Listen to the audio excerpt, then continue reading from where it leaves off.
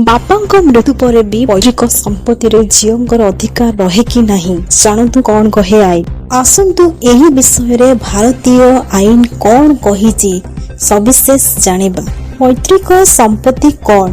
पैतृक संपत्ति होछि एक परिवार रे 4 पीढ़ी पर्यंत बिना बंटन रे चली आसुथिबा संपत्ति।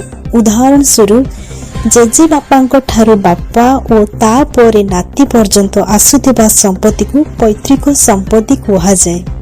झीओंक अधिकार पूर्वे एवं एबे पुराना आईन 1965 हिंदू उत्तराधिकारी अधिनियम।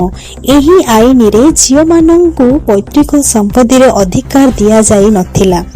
झीओ माननकु केवल विवाह पर्यंत बापांक दायित्व बोली विचार करा जाउथिला।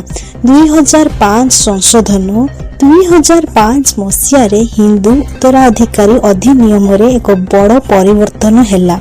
एही संशोधन परे झीओ माननकु पुओ माननक सहित समान झीओ माननकु मिलुथिबा अधिकार पैतृक संपत्ति रे पुओ माननक सहित समान अंश संपत्ति रे हेउथिबा आय उपरे मध्य समान अधिकार। विवाह परे मध्य पैतृक संपत्ति अधिकार समाप्त हुए नहीं। बेटी निज अंशर संपत्ति को बिक्री दान किंबा उइल करि पारंती। एहाकु ही अधिकार मिले नहीं।